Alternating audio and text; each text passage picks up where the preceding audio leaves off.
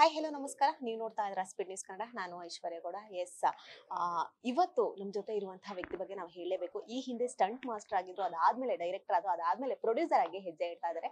ಯಾರ ಬಗ್ಗೆ ಹೇಳ್ತಾ ಇದ್ದೀನಿ ಅನ್ಕೊಂಡಿದ್ದೀರಾ? ಇನ್ನೇನು ಫೆಬ್ರವರಿ 6ನೇ ತಾರೀಕು ರಕ್ಕಸಾಪುರದೋಳು ಅನ್ನುವಂತಹ ಸಿನಿಮಾದಲ್ಲಿ ಪ್ರೊಡ್ಯೂಸರ್ ಆಗಿರುವಂತಹ ರವಿ ವರ್ಮ ಸರ್ ಅವ್ರು ನಮ್ಮ ಜೊತೆ ಇದ್ದಾರೆ. ಅವ್ರನ್ನೇ ಮಾತಾಡ್ತಾ ಹೋಗ್ತೀನಿ.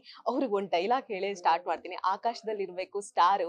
ಯಾಕಪ್ಪ ಅಂತ ಅಂದ್ರೆ ಒಂದು ಸಿನಿಮಾ ಅಂತ ಬಂದಾಗ ಎಲ್ಲ ಸಿನಿಮಾಗಳಲ್ಲೂ ಒಂದು ಸ್ಟಂಟ್ ಮಾಸ್ಟರ್ ಆಗಿರ್ಬೋದು, ಒಂದು ಸಾಂಗ್ ಆಗಿರ್ಬೋದು, ಎಲ್ಲದೂ ಇಂಪಾರ್ಟೆಂಟ್ ಆಗಿರುತ್ತೆ. ಫ್ಯಾನ್ ವಾರ್ ಆಗಿರ್ಬೋದು, ಫೈಟಿಂಗ್ ಆಗಿರ್ಬೋದು, ಒಂದು ಸಿನಿಮಾದಲ್ಲಿ ತುಂಬಾನೇ ಇಂಪಾರ್ಟೆಂಟ್ ಆಗಿರುತ್ತೆ. ಈ ಹಿಂದೆ ಸ್ಟಂಟ್ ಮಾಸ್ಟರ್ ಆಗಿದ್ರು, ಈಗ ಪ್ರೊಡ್ಯೂಸರ್ ಆಗಿ ಹೆಜ್ಜೆ ಇಡ್ತಿರುವಂತಹ ರವಿ ವರ್ಮ ಸರ್ ಇದ್ದಾರೆ. ಅವ್ರನ್ನೇ ಮಾತಾಡ್ತಾ ಹೋಗ್ತೀನಿ. ಸರ್, ಮೊದಲನೇದಾಗಿ ನಮಸ್ತೆ, ಹೇಗಿದ್ದೀರಾ? ನಮಸ್ತೆ ಅಮ್ಮ, ಚೆನ್ನಾಗಿದ್ದೀನಿ. ನೀವು ಹೇಗಿದ್ದೀರಾ? ಹುಟ್ಟುಹಬ್ಬದ ಹಾರ್ದಿಕ ಶುಭಾಶಯಗಳು. Thank you so much. 50ನೇ ವರ್ಷ ಕಾಲಿಡ್ತಾ ಇದ್ದೀರಾ ಸರ್? 50 ಸಿನಿಮಾ ಪೂರೈಸ್ಬಿಟ್ರಾ? ಇಲ್ಲ, ಆಸ್ ಎ ಆಕ್ಷನ್ ಡೈರೆಕ್ಟರ್ ಆಗಿ ಆಲ್ರೆಡಿ ಒಂದು 700 ಆಗೋಯ್ತು. ಡೈರೆಕ್ಷನ್ 2 ಆಗಿದೆ. ಇದೊಂದು ಮೊದಲನೇದ ಪ್ರೊಡಕ್ಷನ್ ಸ್ಟಾರ್ಟ್ ಮಾಡಿದ್ದೀನಿ.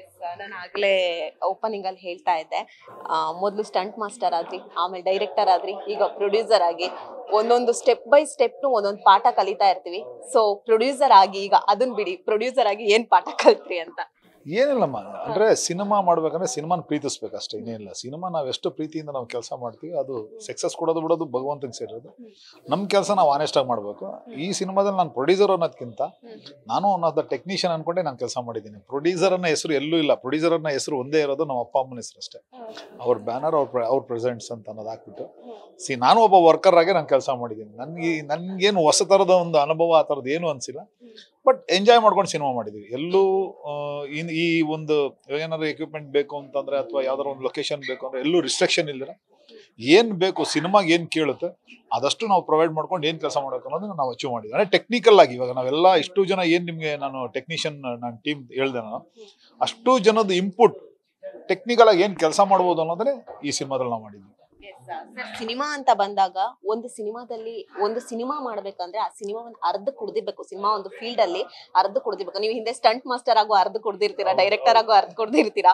ಸೊ ಈ ಸಿನಿಮಾನ ಯಾವ ರೀತಿ ಜನರು ಇಷ್ಟ ಪಡ್ಬೋದು? ಸೊ ಹೇಳೋ ಹಾಗೆ ಇಲ್ಲ, ನೀವು ಈ ಹಿಂದೆಯಿಂದ ಇರೋದ್ರಿಂದ ಸೊ ಏನ್ ಎಕ್ಸೆಪ್ಟ್ ಮಾಡ್ಬೋದು ಅಂತ?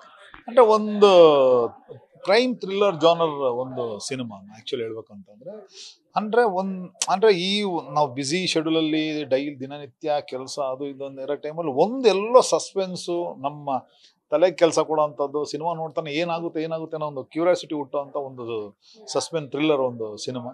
ನಿಜವಲ್ಲೂ ಕತೆ ಹೇಳಿದಾಗ ಓಕೆ ಏನು ನೀವು ಅನ್ಕೊಂಡಂಗೆ ಅಚೀವ್ ಆಗುತ್ತೆ ಆಗಿ ಅದೇ ಸಿನಿಮಾ ನಮ್ಮ ರಾಜ್ ಸಾರ್ ಬಂದಾಗ ತಿರ್ಗಿ ಎಂಟೈರ್ ಟೀಮ್ಗಳು ಎಲ್ಲರೂ ಪ್ರತಿಯೊಬ್ಬ ಆಕ್ಟರ್ಗಳೆಲ್ಲ ಸೇರಿ ಆ ಸಿನಿಮಾ ಹೋದಾಗ ಆ ಸಿನಿಮಾನೇ ಒಂದು ಬೇರೆ ರೀತಿ ರೂಪಿಸ್ಕೊಂತು. ಇವತ್ತಿನ ಸಹ ಟೀಸರ್ ಆಗಿರಲಿ, ಟ್ರೈಲರ್ ಆಗಲಿ, ಆ ಸಿನಿಮಾ ನೋಡಿದಾಗ ನನಗೆ ಅನ್ಸುತ್ತೆ, ಓ ಸಾಕು ಬಿಡಪ್ಪ, ಅಂದ್ರೆ ಇಷ್ಟು ದಿವಸ ನಾನು ಇಂಡಸ್ಟ್ರಿ ಏನೋ ಒಂದು ಕಷ್ಟಪಟ್ಟಿದ್ದಕ್ಕೆ ಒಂದು ಒಳ್ಳೆ ಸಿನಿಮಾ ನಾನು ಮಾಡಿದ್ದೀನಿ ಅಂತ ಒಂದು ತೃಪ್ತಿ ಇದೆ, ಅದಂತ ಹೇಳ್ಬೋದು. ರಕ್ಕಸಾಪುರದೋಳು ಕೇಳ್ತಿದ್ದಂತೆ ಏನೋ ಒಂಥರ ಯಾವ ರೀತಿ ಇರ್ಬೋದು ಅನ್ನುವಂಥದ್ದು. ರಾಜ್ಬಿ ಶೆಟ್ಟಿ ಕೂಡ ಅವರು ಅಷ್ಟೇ 2 ಶೇಡಲ್ಲಿ ಕಾಣಿಸ್ಕೊತಾ ಇದ್ದಾರೆ. ಸೊ ಏನಾದ್ರು ಒಂಚೂರು ಕ್ಲೂ ಬಿಟ್ಕೊಡೋದಾದ್ರೆ ಯಾವ ರೀತಿ ಇದೆ? ಒಂದು ಕೆಲಸ ಮಾಡ್ತೀನಿ, ಸಿನಿಮಾಲಿ ನಿಮಗೆ ಕೊಂಡು ಕೊಡ್ತೀನಿ, ಇಲ್ಲ ಕ್ಲೂ ಎಲ್ಲಿಂದ ಬಿಟ್ಕೊಳ್ಳಿ. 6ನೇ ತಾರೀಕು ಗಂಟೆ ಇಷ್ಟು ದಿವಸನೇ ಕಾದಿದ್ರೆ, ಇನ್ನೊಂದು ತಿಂಗಳು, ಇವತ್ತು 6, ನೆಕ್ಸ್ಟ್ ಇನ್ನೊಂದು 6ನೇ ತಾರೀಕು ಗಂಟೆ ಕಾದ್ಬಿಟ್ರೆ ನೀವೇ ಡೈರೆಕ್ಟ್ ಆಗಿ ನೋಡ್ಬೋದು. ಓಕೆ ಚೆನ್ನಾಗಿದೆ ಅಂತ ಬೆಳೆಸಿ, ಚೆನ್ನಾಗಿಲ್ಲ ಅಂತಾರೆ ಇನ್ನೂ ಚೆನ್ನಾಗಿ ಮಾಡೋ ಮಗ ಅಂತ ಬೆನ್ ತಟ್ಟು ಪೋಷಿಸಿ, ಅಷ್ಟು ಬಿಟ್ರೆ ನಾನು ಹೇಳಕ್ಕಿಲ್ಲ. ಕ್ಯೂರಿಯಾಸಿಟಿ ದಯವಿಟ್ಟು ಬಿಡಿಸ್ಬೇಡಿ. ಕಾಗೆ ಮತ್ತು ಚೇಳಿನ ಕತೆ, ಒಂದು ಹೆಣ್ಣು ಹುಡುಗಿನ ಇಟ್ಕೊಂಡ್ ಮಾಡಿರುವಂತದ್ದು. ಸೊ ಇದನ್ನ ನೋಡಿದಾಗ್ಲೇ ನಾವು ಕೂಡ ಟೀಸರ್ ನೋಡಿದ್ರೆ, ಟ್ರೇಲರ್ ನೋಡಿದ್ವಿ, ಎಲ್ಲೋ ಒಂದ್ ಕಡೆ ಯಾವುದೇ ರೀತಿಯಾಗಿ ಬಿಟ್ಕೊಡದೆ ಇರುವಂತಹ ಕಥೆನ ಇದ್ರಲ್ಲಿದೆ. ಸೊ ಏನ್ ಹೇಳ್ಬೇಕಂತ ಗೊತ್ತಾಗ್ತಿಲ್ಲ. ಸಿನಿಮಾ ನೋಡಿ ನಿಮ್ಗೆ ಗೊತ್ತಾಗುತ್ತೆ ಅಷ್ಟೇ. ಇವಾಗ ನಾನೇನಾದ್ರು ಹೇಳ್ಬಿಟ್ರೆ ಆಮೇಲೆ ರವಿ ಅಟ್ಟಿಸ್ಕೊಂಡ್ ಬರ್ತಾರೆ ಅನ್ನೋ ಗೊತ್ತಿಲ್ಲ, ಏನ್ರಿ ನೀವೇ ಪ್ರೊಡ್ಯೂಸರ್ ಆಗಿ ಎಲ್ಲ ಹೇಳ್ಬಿಡ್ತಾರೆ ಹಂಗೆ ಅಂತ.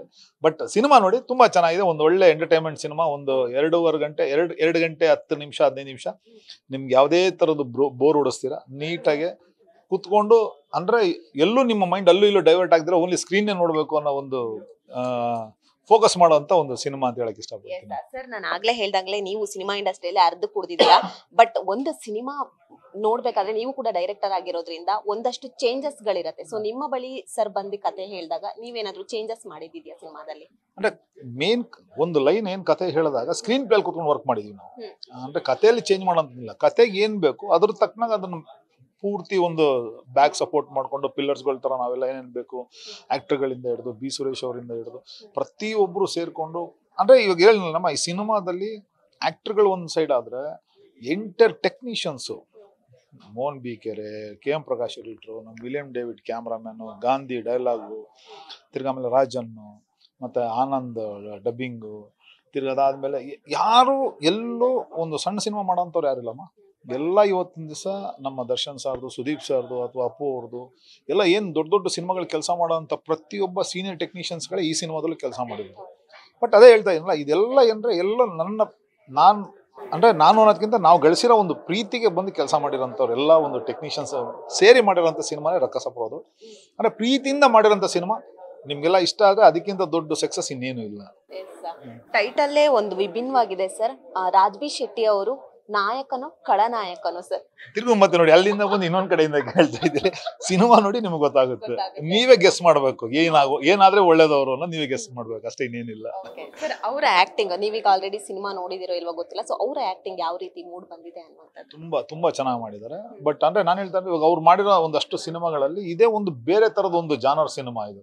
ಅಂದ್ರೆ ಇಲ್ಲಿ ಗಂಟ ಅವ್ರೇನು ಮಾಡಿದ್ರು ಅದಲ್ಲದೆ ಇನ್ನೊಂದು ರೀತಿಯಾದಂಥ ಸಿನಿಮಾ. ಅವರು ಇಲ್ಲಿ ಗಂಟ ಒಂದು ಮೊಟ್ಟೆ ಕಥೆ ಇರ್ಬೋದು, ಗರುಡ ಗಮನ ಇರ್ಬೋದು, ತಿರ್ಗಾದಾದ್ಮೇಲೆ ಮೊನ್ನೆ ಮಾಡಿದಂಥ ಟೋಬಿ ಇರ್ಬೋದು, ಏನು ಮಾಡಿದ್ರು ಅದಕ್ಕಿಂತ ಒಂದು ಬೇರೆ ರೀತಿಯಾದಂಥ ವಿಭಿನ್ನವಾದಂಥ ಸಿನಿಮಾ. ಅದಕ್ಕೆ ನಾವು ಹೇಳಿದ್ವಲ್ಲ, ಕರಾವಳಿ ಭಾಷೆಯಿಂದ ಸೀದಾ ಮಳವಳ್ಳಿಗೆ ನಾವು ಕರ್ಕೊಂಡ್ಬಂದಿದ್ದೀವಿ. ಇವಾಗ ಮಳವಳ್ಳಿ ಭಾಷೆ ಮಾತಾಡಿದ್ರೆ ರಾಜ್ ಸರ್ ಹೆಂಗಿರುತ್ತೆ ಆ ಥರದ ಒಂದು ಹೊಸ ಥರದಂಥ ಒಂದು ಪ್ರಯತ್ನ ತುಂಬ ಚೆನ್ನಾಗಿ ಮಾಡಿದ್ದಾರೆ ರಾಜ್ ಸರ್ ಅಂತ ಹೇಳ್ಬೇಕು ಅಂತಂದರೆ. ಚೆನ್ನಾಗಿ ಎಲ್ಲರೂ ತುಂಬ ಒಂದು ದೊಡ್ಡ ದೊಡ್ಡ ತಾರಾ ಬಳಗನೇ ಇದೆ ಇದರಲ್ಲಿ ಹೇಳ್ಬೇಕು ಅಂತಂದರೆ. ನೀವು ಅದೇ ನೋಡ್ರೆ ಗೊತ್ತಾಗುತ್ತೆ. ನೆಕ್ಸ್ಟ್ ಪ್ರೆಸ್ ಮೀಟಲ್ಲಿ ಎಲ್ಲ ನಾನು ರಿವೀಲ್ ಮಾಡ್ತೀನಲ್ಲ ಅಷ್ಟು. ಓಕೆ ಸರ್, ಈ ಹಿಂದೆ ಏನಾಗಿತ್ತು ಅಂದ್ರೆ ಈ ಸಿನಿಮಾ ಬಗ್ಗೆ ಒಂದಷ್ಟು ಕ್ಲೂನು ಬಿಟ್ಕೊಟ್ಟಿರ್ಲಿಲ್ಲ ನೀವು ಹಿಂದೆ. ಬಟ್ ಅದ್ ನಮಗ್ ಗೊತ್ತಾದಾಗ್ಲೇ 6ನೇ ತಾರೀಕು ರಿಲೀಸ್ ಆಗ್ತಾ ಇದೆಯಾ ಅನ್ನುವಂಥದ್ದೊಂದು, ಹೌದಾ ರಿಲೀಸ್ ಆಗ್ತಾ ಇದೆಯಾ ಅನ್ನುವಂಥದ್ದು ಬರುತ್ತೆ. ಸೊ ಇದೆಲ್ಲದರ ನಡುವೆ ತಾರಾ ಬಳಗನೆಲ್ಲ ಜೋಡಿಸ್ಕೊಂಡು ಒಂದು ಸಿನಿಮಾ ಮಾಡ್ಬೇಕಾದ್ರೆ ಕಷ್ಟ ಆಗೇ ಆಗಿರುತ್ತೆ ಸರ್. ಏನಿಲ್ಲ, ಈ ಸಿನಿಮಾದಲ್ಲಿ ಏನೆಲ್ಲ ಸವಾಲ್ಗಳನ್ನ ಎದುರಿಸ್ಕೊಂಡ್ ಬಂದ್ರಿ? ನನ್ನ ಕಷ್ಟ ಇದ್ದಿದೆ ಮೇನ್ ಎರಡೇಮ್ಮ. ಒಂದು ಹಣ ಸಮಸ್ಯೆ ಬಂದು ನನ್ನ KVN ಸರ್, ಸುಪ್ರೀತ್ ಅವ್ರು ಇರ್ಬೋದು, ವೆಂಕಟ್ ಅವ್ರು ಇರ್ಬೋದು, ಅವ್ರ ಕಡೆಯಿಂದ ನನಗೆ ಯಾವುದೇ ಥರದ ಸಮಸ್ಯೆ ಇಲ್ದಂಗೆ ನೀಟಾಗಿ ತೂಗಿಸ್ಕೊಂಡು ಹೋಗ್ಬಿಟ್ಟೆ. ಇನ್ನು ಬಿಸ್ನೆಸ್ಸು ಸಾಂಗ್ಸ್ ಅಂತ ಬಂದರೆ ನನಗೆ ಪ್ರೇಮ್ ಸರ್ ಒಂದಷ್ಟು ಸಪೋರ್ಟ್ ಮಾಡಿದ್ರು. ಇನ್ನು ಇದ್ಮೇಲೆ ಇನ್ನೇನು ಬೇಕು, ನಾವು ಕೆಲಸ ಮಾಡೋಕೆ ತಾನೇ ನಾವಿರೋದು. ಆ್ಯಸ್ ಇಟ್ ಈಸ್ ನಾವು ಕೆಲಸ ಮಾಡ್ಕೊಂಡು ಹೋಗಿದ್ವಿ.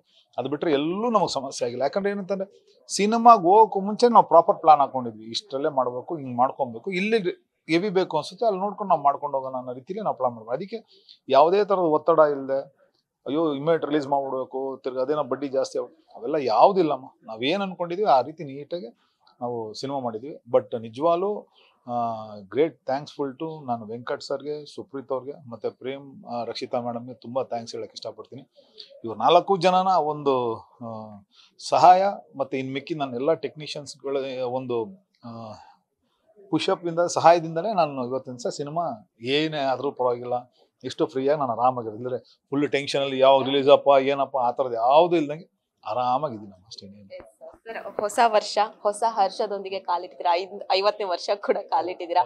ಹೊಸ ಸಿನಿಮಾ ಬೇರೆ ಬರ್ತಿದೆ. ಏನಿಲ್ಲ ರೆಸಲ್ಯೂಷನ್ ಹಾಕೊಂಡಿದ್ದೀರಾ ಸರ್? ಏನಿಲ್ಲಮ್ಮ, ಕೆಲಸ ಮಾಡ್ತಾ ಇದ್ದೀನಿ ಅಷ್ಟೇ, ಏನಿಲ್ಲ. ಈಗಾದ್ಮೇಲೆ ಒಂದು 3 ತಿಂಗಳು ಬ್ರೇಕ್ ತೊಗೊಂಡಿದ್ದೀನಿ. ನನ್ನ ಡೈರೆಕ್ಷನ್ ಇನ್ನೊಂದೆರಡು ಸ್ಕ್ರಿಪ್ಟ್ ಡಿಸ್ಕಷನ್ ಅದು ಇದು ನಡೀತಾ ಇದೆ. ಈ ಮಧ್ಯದಲ್ಲಿ ಒಂದು ಸಿನಿಮಾ ಡೈರೆಕ್ಷನ್ ಮಾಡಿದೆ, ಬ್ಲೈಂಡ್ ಬಾಬು ಅಂತ, ನವಾಜುದ್ದೀನ್ ಸಿದ್ದಿಕ್ ಅಂಡ್ ಪವನ್ ಮಲ್ಹೋತ್ರಾ ಅಂದ್ಬಿಟ್ಟು ಒಂದು ಹಿಂದಿ ಸಿನಿಮಾ. ಅದು ಜಿ ಅವರು ಸಂಸ್ಥೆಯಿಂದ ಅದು ಇದಾಗಿತ್ತು. ಅದನ್ನು ಮೇ ಬಿ ಮಾರ್ಚ್ ಎಂಡ್ ಅಷ್ಟರಲ್ಲಿ ರಿಲೀಸ್ ಆಗುತ್ತೆ. ಆ ಸಿನಿಮಾ ಪೋಸ್ಟ್ ಪ್ರೊಡಕ್ಷನ್ ವರ್ಕ್ ನಡೀತಾ ಇದೆ. ಈ ಮಧ್ಯದಲ್ಲಿ ಎಕ್ಸೆಲ್ ಎಂಟರ್ಟೈನ್ಮೆಂಟ್ ಅವ್ರ ಕಡೆದು ಒಂದು ಸನ್ನಿ ಡಿಯೋಲ್ ಅವ್ರದ್ದು ಒಂದು ಸಿನಿಮಾ ಹೊಸದು, ಅದ್ರ ಜೊತೆಗೆ ಬಾರ್ಡರ್ 2 ಬರಬೇಕು. ಹಿಂಗೆ ನಡೀತಾ ಇದೆ. ಅಷ್ಟು ಬಿಟ್ಟರೆ ನಾವು ಆ ಥರದ್ದು ಒಂದಷ್ಟೇ ಲೀಸ್ಟ್ ಇದ್ದಾವೆ. ಬಟ್ ನಿಧಾನಕ್ಕೆ ನೋಡ್ಕೊಂಡು ಮಾಡ್ಕೊಂಡು ಹೋಗ್ತಾ ಇದ್ದೀನಿ ಅಷ್ಟೇ. ಸರ್, ಇದನ್ನ ಹೊರತುಪಡಿಸಿ ಒಂದೊಂದು ಸಿನಿಮಾದಲ್ಲಿ ಒಂದೊಂದು ಎಕ್ಸ್ಪೀರಿಯನ್ಸ್ ನ ಪಡೆದಿರ್ತಾರೆ. ನಾನು 1-2-3 ಸಿನಿಮಾ ಬಗ್ಗೆ ಕೇಳ್ತೀನಿ. ವಂಶಿ ಸಿನಿಮಾದಲ್ಲಿ ಪುನೀತ್ ರಾಜ್ಕುಮಾರ್ ಸರ್ ಜೊತೆನೂ ಅಷ್ಟೇ ಹಂಚ್ಕೊಂಡಿದ್ರಿ. ಸೊ ಹೇಗಿತ್ತು ಸರ್ ಆ ಒಂದು ಅನುಭವ, ಹೇಗಿತ್ತು ಅಂತ? ಸರ್, ಅಪ್ಪು ಸರ್ ಬಗ್ಗೆ ನಾನು ಹೇಳೋಂಥದ್ದು ಏನಿಲ್ಲ, ಎಲ್ರಿಗೂ ಗೊತ್ತಿರೋಂಥದ್ದು ಹೇಳ್ಬೇಕು ಅಂತಂದ್ರೆ, ನಿಜವಾಗ್ಲೂ ಆಫ್ಟರ್ ಲಾಂಗ್ ಟೈಮ್ ಅಂದರೆ ನಾನು ಅಭಿ ಲಾಸ್ಟ್ ಅವ್ರ ಜೊತೆ ವರ್ಕ್ ಮಾಡಿ ಆ್ಯಸ್ ಎ ಫೈಟ್ರಾಗಿ ವರ್ಕ್ ಮಾಡಿದ್ದು ಲಾಸ್ಟ್. ತಿರ್ಗಿ ಅದಾದ್ಮೇಲೆ ವಂಶಿಗೆ ನಾನು ಫೈಟ್ ಮಾಸ್ಟರ್ ಆಗಿ ವರ್ಕ್ ಮಾಡಿದ್ದು. ಆ್ಯಕ್ಚುಲಿ ಆಕಾಶು ಮತ್ತು ಅರಸು ಟೈಮಲ್ಲಿ ಅಪ್ರೋಚ್ ಮಾಡಿದೆ. ಅವಾಗ ಇನ್ನೂ ಅವರು ಅಂದರೆ ಅವ್ರಿಗೂ ಒಂದು ನನ್ನ ಏನು ಪ್ರೂವ್ ಮಾಡಿದ್ರೆ ಹೆಂಗೆ ಅವಕಾಶ ಕೊಡೋದು ಅನ್ನೋ ಒಂದು ಇದಿತ್ತು. ತಿರ್ಗಿ ಅದಾದ್ಮೇಲೆ ವಂಶಿಯಿಂದ ನನಗೆ ಅವ್ರ ಜೊತೆ ಕೆಲಸ ಮಾಡೋಂಥ ಒಂದು ಅವಕಾಶ ಸಿಕ್ತು. ಅಲ್ಲಿಂದ ಇಲ್ಲಿವರೆಗೂ ಅಪ್ಪು ಸರ್ ಎಷ್ಟು ಸಿನಿಮಾ ಮಾಡಿದ್ರೆ ಅಷ್ಟು ಸಿನಿಮಾನ ನಾನು ಕೆಲಸ ಮಾಡ್ಕೊಂಡಿದ್ದೀನಿ. ನಿಜವಾಗ್ಲೂ ಒಂದು ಗ್ರೇಟ್ ವ್ಯಕ್ತಿ ಅಂತ ಹೇಳಕ್ಕೆ ಇಷ್ಟಪಡ್ತೀನಿ. ಯಾಕಂದರೆ ನಿಮಗೆ ಗೊತ್ತು ಆ ಒಂದು ಕಾಂಪೌಂಡ್ ಇದೆಯಲ್ಲ, ಆ ಕಾಂಪೌಂಡಲ್ಲೇ ಗೊತ್ತು ಅಣ್ಣವ್ರು ಇದ್ದಾರೆ ಅಂತಂದರೆ ಇನ್ನು ಅವ್ರ ಮನೆ ಮಕ್ಕಳು ಮೊಮ್ಮಕ್ಕಳು ಎಲ್ಲ ಯಾವ ರೀತಿ ಇರ್ತಾರೆ ಅನ್ನೋದು ಜನಗಳಿಗೆ ಗೊತ್ತು. ನಾನೇನು ಹೇಳೋದು ಬೇಕಾಗಿಲ್ಲ. ನಿಜವಾಗ್ಲೂ ತುಂಬಿದ್ ಕೂಡ ತುಳ್ಕಲ್ಲ ಅಂತ ಹೇಳ್ತೀವಲ್ಲ ಆ ರೀತಿ ಅಷ್ಟೇ. ಸರ್ ನಾನೊಂದು ಕೇಳ್ಪಟ್ಟಿದ್ದೆ, ದರ್ಶನ್ ಸರ್ ಅವರು ಯಾವುದೇ ಸಿನಿಮಾ ಬಂದ್ರು ಫಸ್ಟ್ ನಿಮ್ ಹೆಸರು ಹೇಳ್ತಾ ಇದ್ರಂತೆ. ಅಂಡ್ ದರ್ಶನ್ ಸರ್ ಅಂದ್ರೆ ನಿಮ್ಗೂ ಕೂಡ ಇಷ್ಟ ಅಂತ ಕೂಡ ಕೇಳ್ಪಟ್ಟಿದೆ. ಸಂಗೊಳ್ಳಿ ರಾಯಣ್ಣ ಸಿನಿಮಾದ ಎಕ್ಸ್ಪೀರಿಯನ್ಸ್ ಹೇಳ್ಕೊಡೋದಾದ್ರೆ ಏನ್ ಹೇಳ್ತೀರಾ ಸರ್? ಅಮ್ಮ, ಇವತ್ತಿನ ದಿವಸ ಒಂದು ಮಟ್ಟಕ್ಕೆ ರವಿವರ್ಮನ್ ಅದೇನು ಫೈಟ್ ಮಾಸ್ಟರ್ ಹೆಸರಾಗಿದೆ, ಅದಕ್ಕಿಬ್ರು ಕಾರಣಕರ್ತರಮ್ಮ. ಒಂದು ದರ್ಶನ್ ಸರ್, ಎರಡನೇದು ನನ್ನ ಆಲ್ ಇಂಡಿಯಾ ಲೆವೆಲ್ಗೆ ಹೆಸರು ಮಾಡಬೇಕು ಅಂದರೆ ಪ್ರಭುದೇವ ಅವರು. ಇವರಿಬ್ಬರನ್ನ ನಾನು ಯಾವುದೇ ಕಾರಣಕ್ಕೂ ನಾನು ಮರೆಯೋಕ್ಕಾಗಲ್ಲ. ಅದರಲ್ಲೇ ಅದಕ್ಕೆ ನಾನು ದರ್ಶನ್ ಅವ್ರನ್ನ ಯಾವುದೇ ಕಾರಣಕ್ಕೂ ಮರಿಬಾರ್ದು ಅಂತಲೇ ನನ್ನ ಮಗನಿಗೆ ಅವನ ಹೆಸರು ಇಟ್ಕೊಂಡಿದ್ದೆ. ಯಾಕಂದರೆ ಇವತ್ತಲ್ಲ ನಾಳೆ ನಾನು ಮರ್ತರೂ ಮನೇಲಿ ಯಾವುದೋ ಒಂದ್ಸರಿ ಅವನ ಹೆಸರು ಹೇಳಿದಾಗ ಅವ್ರನ್ನ ನೆನೆಸ್ಕೊಬೇಕು ಅನ್ನೋ ಒಂದು ಇದರಿಂದನೇ ನಾನು ಅವನ ಹೆಸರನ್ನ ಇಟ್ಕೊಂಡು ನಾನು ಫಾಲೋಅಪ್ ಮಾಡ್ಕೊಂಡ್ಬಂದಿರೋದು. ಬಟ್ ಅವರೆಲ್ಲೇ ಇರಲಿ, ಹೇಗೆ ಇರಲಿ, ಚೆನ್ನಾಗಿರಲಿ ಅಷ್ಟನ್ನು ಮಾತ್ರ ನಾನು ಆಶಿಸ್ತೀನಿ. ಅಷ್ಟು ಬಿಟ್ಟರೆ ನಾನಿನ್ನು ಭಗವಂತ ಅಲ್ಲ. ಬಟ್ ಏನೋ ಇವತ್ತೊಂದು ಅದೇ ಹೇಳ್ತಾರಲ್ಲ, ಗ್ರಹಣ ಮುಚ್ಕೊಂಡಿದೆ, ನೋಡೋಣ, ಓಪನ್ ಆಗಲೇಬೇಕಲ್ವ. ಗ್ರಹಣ ಮುಚ್ಕೊಂಡಿರೋದು ಹಂಗೆ ಇರೋದು, ಅದು ಮುಂದಿಂದ ಭಗವಂತನ ಕೈಲಿದೆ, ಏನಿದೆ ನಾನು ಅಷ್ಟೇ. ಸರ್ ಆಗ ಇಂದ ಆಟೋ ರಾಜ ಇಂದ ಇಲ್ಲಿನ ಜರ್ನಿ ತನಕ ಸರ್ ಒಂದಷ್ಟು ಸೋಲು ಗೆಲುವು ಅವಮಾನ ಅಪವಾದ ಎಲ್ಲಾನು ತಗೊಂಡ್ಬಂದಿರ್ತೀರಾ. ಸೊ ಆ ಜರ್ನಿಗೂ ಈ ಜರ್ನಿಗೂ ಹೇಗಿದೆ ಸರ್, ಬದಲಾವಣೆ ಹೇಗಿದೆ, ಯಾವ ತರ ಇದೆ ಅಂತ? ಬದಲಾವಣೆ ಏನಿಲ್ಲಮ್ಮ. ನಾನು ಓಪನ್ ಇವತ್ತಿಗೂ ನಾನು ಹೇಳ್ತೀನಲ್ಲಮ್ಮ, ನಾನು ಇವತ್ತಿಗೂ ಹೋಗ್ಬಿಟ್ಟು ರೋಡಲ್ಲಿ ಒಂದು ಗಾಡೀಲಿ ಏನು ಚಿತ್ರಾನ್ನ ಮಾಡ್ತಾರೆ, ಇಲ್ಲ ಏನು ಒಂದು ಇಡ್ಲಿ ವಡೆ ಮಾಡ್ತಾರೆ, ಅಲ್ಲೇ ಹೋಗಿ ನಾನು ತಿನ್ನೋದು ಊಟ. ನಾನು ಹೋಗ್ಬಿಟ್ಟು ನಾನು 5 ಸ್ಟಾರ್ ಹೋಟ್ಲಲ್ಲಿ ಇದ್ದೀನಿ, 7 ಸ್ಟಾರ್ ಹೋಟ್ಲಲ್ಲಿ ಇದೀನಿ ಬಿಟ್ಟು ಅಲ್ಲೋ ಊಟ ಮಾಡಬೇಕು ಅನ್ನೋದು ಏನಿಲ್ಲ. ಬಟ್ ನಾನು ಎಲ್ಲ ಥರದ ಜೀವನನೂ ನಾನು ಎಂಜಾಯ್ ಮಾಡ್ಕೊಂಡೇ ಬಂದಿದ್ದೀನಿ. ಬಟ್ ಪ್ರತಿಯೊಂದು ಸಾರಿನೂ ಚಾಲೆಂಜಿಂಗ್ ಆಗಿ ತೊಗೊಂಡೋಗಿದ್ದೀನಿ. ಎಲ್ಲೂ ನಾನು ಇದು ಬಂದ್ಬಿಡ್ತಲ್ಲ ಸಾಕು ಅಂತ ರಿಲ್ಯಾಕ್ಸ್ ಆಗಿಲ್ಲ. ನಾನು ನಿರ್ಮಾಪಕನಾಗಿದ್ದೀನಿ ಅಂತಂದರೆ ನಾನು ರಿಲ್ಯಾಕ್ಸ್ ಆಗಲ್ಲ. ಇದನ್ನು ಮುಂದಕ್ಕೆ ಮತ್ತೆ ಇನ್ನೇನು ಮಾಡಬೇಕು, ಏನು ಬೆಟ್ರ್ ಮಾಡ್ಕೊಂಡು ಹೋಗ್ಬೋದು, ಇದನ್ನು ಇನ್ನೆಷ್ಟು ನಾನು ಪಾಲಿಷ್ ಮಾಡ್ಬೋದು ಅನ್ನೋದು. ಯಾಕಂದರೆ ಆ್ಯಸ್ ಎ ಟೆಕ್ನಿಷಿಯನ್ ಆಗಿ ನಾನು ಫೈಟ್ ಮಾಸ್ಟರ್ ಆದಾಗ ಏನೇನು ನನ್ನನ್ನು ನಾನು ತಿದ್ದುಕೊಂಡು ಹೋದೆ, ಅದೇ ರೀತಿ ಈಗ ಪ್ರೊಡಕ್ಷನ್ ಕೆಲಸಕ್ಕೆ ಬಂದ್ರೂ ಅದನ್ನು ತಿದ್ದುಕೊಂಡು ಹೋಗೋಕ್ಕೆ ನಾನು ಪ್ರಯತ್ನ ಪಡ್ತೀನಿ ಹೊರತು ನನ್ನ ಕಲಿಕೆಗೆ ಯಾವತ್ತೂ ಕೊನೆ ಇಲ್ಲ. ನಾನು ಎವ್ರಿ ಡೇ ಏನಾದರೂ ಒಂದು ಕಲಿತಾನೆ ಇರ್ತೀನಿ. ಸರ್ ಇನ್ನೊಂದು ಏನಂತ ಅಂದ್ರೆ, ಪ್ಯಾನ್ ಇಂಡಿಯಾ ಸ್ಟಾರ್ ಆಗೋದು ಬೇರೆ, ಪ್ಯಾನ್ ಇಂಡಿಯಾ ಸ್ಟಂಟ್ ಮಾಸ್ಟರ್ ಆಗೋದು ಬೇರೆ. ಆ ಜರ್ನಿ ಬಗ್ಗೆ ಕೇಳಿ. ಅದೇ ಹೇಳ್ತಾ ಇನ್ನಲ್ಲಮ್ಮ, ಅದು ಏನಂತಂದ್ರೆ ಇವಾಗ ಎಲ್ಲರೂ ಅನ್ಕೊಂಡ್ಬಿಡ್ತಾರೆ, ಇವಾಗ ದೂರದ ಬೆಟ್ಟ ನುಣ್ಣಿಗೆ ಅಂದಂಗೆ ಅಲ್ಲಿಗೆ ಹೋದಾಗಲೇ ಗೊತ್ತಾಗ್ತದೆ. ಇಲ್ಲಿ ನಾವು ಕನ್ನಡ ಸಿನಿಮಾದಲ್ಲಿ ಏನು ಕಷ್ಟಪಟ್ಟು ಕೆಲಸ ಮಾಡ್ತೀವಮ್ಮ, ಅದೇ ರೀತಿನೇ ಅಲ್ಲೂ ಕೆಲಸ ಮಾಡೋದು. ಅಲ್ಲಿ ಏನಂತಂದ್ರೆ ಇನ್ನೊಂಚೂರು ಫ್ರೀಡಮ್ ಸಿಗುತ್ತೆ ನಮಗೆ. ಅಂದರೆ ವರ್ಕ್ ಮಾಡೋದಕ್ಕೆ ಒಂಚೂರು ಫ್ರೀಡಮ್ ಸಿಗುತ್ತೆ. ಅದಾದಮೇಲೆ ವರ್ಕ್ಗೂ ಮುಂಚೆ ಪ್ರಿಪ್ರೇಷನ್ಗೆ ಒಂದಷ್ಟು ಟೈಮ್ ಸಿಗುತ್ತೆ. ಇಲ್ಲಿ ನಮ್ಮ ಬಜೆಟ್ ಏನಿದೆ ಅದನ್ನ ನೋಡ್ಕೊಂಡು ನಾವು ಕೆಲಸ ಮಾಡ್ಕೊಂಡು ಹೋಗ್ತಾ ಇದೀವಿ. ಬಟ್ ನಾನು ಇದನ್ನ ಆಲ್ರೆಡಿ ಸುಮಾರು ಸರಿ ಹೇಳ್ಕೊಂಬಂದಿನಿ, ಅವ್ರಿಗಿಂತ ನಾವು ಕಮ್ಮಿ ಇಲ್ಲ. ಏನಕ್ಕೆ ಅಂದರೆ ನಮಗಿರೋ ಬಜೆಟಲ್ಲೇ ನಾವು ಒಂದು ಬೆಸ್ಟ್ ತೋರಿಸ್ತಾ ಇದೀವಿ. ಇನ್ನು ಅವ್ರ ಥರ ಪೂರ್ತಿ ಎಲ್ಲಾನು ನಮಗೆ ಓಪನ್ ಆಗಿ ಬಜೆಟ್ ಸಿಕ್ಕಿ, ಓಪನ್ ಆಗಿ ನಮಗೆ ಪ್ಲಾಟ್ಫಾರ್ಮ್ಗಳು ಸಿಕ್ಕಿ, ಓಪನ್ ಆಗಿ ಬಿಸ್ನೆಸ್ಗೆಲ್ಲ ಸಿಕ್ಬಿಟ್ರೆ ಇನ್ನೂ ಒಂದಷ್ಟು ಪ್ರತಿಭೆಗಳು ತುಂಬ ಜನ ಮುಂದೆ ಖಂಡಿತ ಬಂದೇ ಬರ್ತಾರೆ. ಬಟ್ ಅದೇ ನಾನು ಹೇಳ್ಕೊಳ್ಳೋದು, ಇವತ್ತಿಗೂ ನಾನು ಹೇಳೋದೇ, ಕನ್ನಡ ಸಿನಿಮಾ ಬೆಳೆಸಿ, ಕನ್ನಡದಲ್ಲಿ ಕೆಲಸ ಮಾಡೋಂಥ ಪ್ರತಿಯೊಬ್ಬ ಪ್ರತಿಭೆಗಳಿಗೆ ಒಂದು ಸಹಕಾರ ಸಪೋರ್ಟ್ ಮಾಡಿ ಅವ್ರನ್ನ ಬೆಳೆಸಿದ್ರೆ ಖಂಡಿತ ಇನ್ನೂ ಮುಂದಕ್ಕೆ ಕನ್ನಡ ಇಂಡಸ್ಟ್ರಿ ಎಲ್ಲೋ ಹೋಗುತ್ತೆ ಅನ್ನೋದು ಹೇಳಕ್ಕೆ ಇಷ್ಟ. ಸರ್ ಎಷ್ಟೇ ದೊಡ್ಡ ಮಟ್ಟಕ್ಕೆ ಬೆಳೆದಿದ್ರು ಕೂಡ ಒಂದು ಕಪ್ಪು ಚುಕ್ಕೆ ಅನ್ನೋದು ಹಂಗೆ ಉಳ್ದೋಗ್ಬಿಡುತ್ತೆ. ಎಷ್ಟೇ ದೊಡ್ಡ ಸ್ಟಾರ್ ಆದ್ರೂ, ಎಷ್ಟೇ ದೊಡ್ಡ ಪ್ಯಾನ್ ಇಂಡಿಯಾದಲ್ಲಿ ಹೋಗಿ ಆಕ್ಟ್ ಮಾಡಿದ್ರು, ಅದೊಂದು ಮಾಸ್ತಿ ಗುಡಿಯಲ್ಲಾದ ಒಂದು ಘಟನೆ ನಿಮ್ಮ ಒಂದು ಜೀವನಕ್ಕೆ. ಬಟ್ ಅದಿವಾಗ ಸರಿಸಮ ಆಗಿದೆ, ಬಟ್ ಒಂದು ಕಪ್ಪಿ ಚುಕ್ಕಿ ಉಳ್ದು ಹೋಯ್ತು ಅನ್ನುತ್ತೆ. ಏನ್ ಹೇಳ್ತೀರಿ ಸರ್? ಹೇಳಿದ್ನಲ್ಲಮ್ಮ, ಅದಕ್ಕೆ ಅಂತ ಇಬ್ರು ಇದ್ದಾರಮ್ಮ. ಒಂದು ಭಗವಂತ ಇದ್ದಾನೆ, ಒಂದು ನ್ಯಾಯಾಲಯ ಇದೆ. ಇದೆರಡು ಅವ್ರ ಕೈಲಿದೆ. ಇನ್ನು ಅವ್ರು ಏನು ಹೇಳ್ತಾರೋ ಅದನ್ನ ನಾವು ತಲೆ ಬಗ್ಗಿಸ್ಲೇಬೇಕು. ನಾವೇನು ಬೇರೆ ಏನಿಲ್ಲ. ಅವ್ರವ್ರ ಒಂದು ಬತ್ತಳಿಕೆಯಲ್ಲಿದ್ದಾಗ ಅವ್ರು ಯಾವ ರೀತಿ ಹೇಳ್ಬಿಟ್ಟು ನಿರ್ಧಾರ ಕೊಡ್ತಾರೋ ಅದನ್ನ ನಾವು ಪಾಲನೆ ಮಾಡ್ಕೊಂಡು ಹೋಗ್ಲೇಬೇಕು. ಯಾವುದೇ ಇಲ್ಲ ಅಂತಂದ್ರೂ ಭಗವಂತ ಅನ್ನೋದು ಇದ್ದೇ ಇದ್ದಾನಲ್ಲಮ್ಮ, ಅಷ್ಟೇ. ಅಂತ ಯಾರು ತಪ್ಪು ಮಾಡಿದಾರೆ ಏನು ಅಂತ ಅವ್ರಿಗೆ ಸಿಗುತ್ತೆ ಅಷ್ಟೇ. ಸರ್ ಮಾತಾಡ್ತಾ ಹೋದ್ರೆ ತುಂಬಾ ಇದೆ, ಮತ್ತೆ ಸಿನಿಮಾದ ಇಂಟರ್ವ್ಯೂ ಮತ್ತೆ ಸಿಗ್ತೀನಿ. ಎಸ್ ಸರ್, ಸಕ್ಸಸ್ ಆಗ್ಲಿ, ಇನ್ನು ಹೆಚ್ಚು ಹೆಚ್ಚು ನಿಮ್ಮದೇ ಪ್ರೊಡ್ಯೂಸರ್ ಆಗಿ ಇನ್ನೂ ಹೆಚ್ಚು ಹೆಚ್ಚು ಸಿನಿಮಾ ಅಂತ ಬರ್ಲಿ ಅಂತ ಎಲ್ಲ ನಿಮ್ಮಂಥವ್ರ ಸಪೋರ್ಟ್ ಇರಬೇಕು. ನೀವು ಎಷ್ಟು ರೀತಿ ನನ್ನ ಈ ರಕ್ಕಸಪುರದೊಳ ಒಂದು ಮೊದಲನೇ ಪ್ರಯತ್ನ ನೀವು ಎಲ್ಲಿ ಗಂಟ ಪ್ರೋತ್ಸಾಹಿಸಿ ಕರ್ಕೊಂಡು ಹೋಗ್ತೀರಾ, ಖಂಡಿತ ಇನ್ನೂ ಈ ಥರದ ಇನ್ನೂ ಒಂದಷ್ಟು ಪ್ರಯತ್ನಗಳು ನಾನು ಮಾಡ್ತೀನಿ ಅಂತ ಹೇಳಕ್ ಇಷ್ಟಪಡ್ತೀನಿ.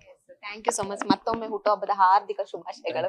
Thank you so much. ವೀಕ್ಷಕರಿಗೆ ಕೊನೆಯದಾಗಿ ಏನಾದ್ರು ಹೇಳೋದೈತೆ? ಏನಿಲ್ಲ, 2026 ಹೊಸ ವರ್ಷ ಎಲ್ರಿಗೂ ಸಂತೋಷ ತರಲಿ, ಎಲ್ರಿಗೂ ಸುಖ ಶಾಂತಿ ನೆಮ್ಮದಿನ ಸಿಗಲಿ ಅಂತ ಹೇಳಕ್ ಇಷ್ಟಪಡ್ತೀನಿ. ಎಲ್ಲರೂ ತುಂಬ ಸೇಫ್ಟಿಯಾಗಿ ಓಡಾಡಿ, ಸೇಫ್ಟಿಯಿಂದಿರಿ. ಪ್ರತಿಯೊಬ್ಬರು ಹೆಲ್ಮೆಟ್ ಹಾಕೊಳ್ಳಿ. ಡ್ರೈವ್ ಮಾಡ್ಬೇಕಾದ್ರೆ ಮೊಬೈಲ್ ಯೂಸ್ ಮಾಡಬೇಡಿ. ಯಾಕಂದರೆ ಇದು ಪ್ರತಿನಿತ್ಯ ನಾನು ನೋಡ್ತಾರ ಅಂಥದ್ದು.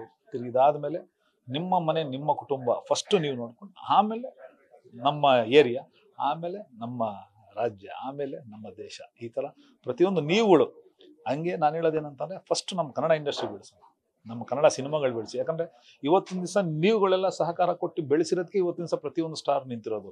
ಯಾರೇ ಆಗಿರ್ಬೋದು, ದರ್ಶನ್ ಸರ್ ಆಗಿರ್ಬೋದು, ಪುನೀತ್ ಅವರಾಗಿರ್ಬೋದು, ಸುದೀಪ್ ಅವರಾಗಿರ್ಬೋದು, ಯಶ್ ಅವರಾಗಿರ್ಬೋದು. ಇವತ್ತಿನ ಸಹ ಯಶ್ ಅವ್ರು ಹೋಗಿರೋ ಮಟ್ಟಕ್ಕೆ ನೋಡಿದ್ರೆ ನೀವುಗಳು ಬೆಳೆಸಿರೋದಕ್ಕೆ ಅವ್ರು ಅಲ್ಲಿ ಗಂಟೆ ಹೋಗಿರೋದು.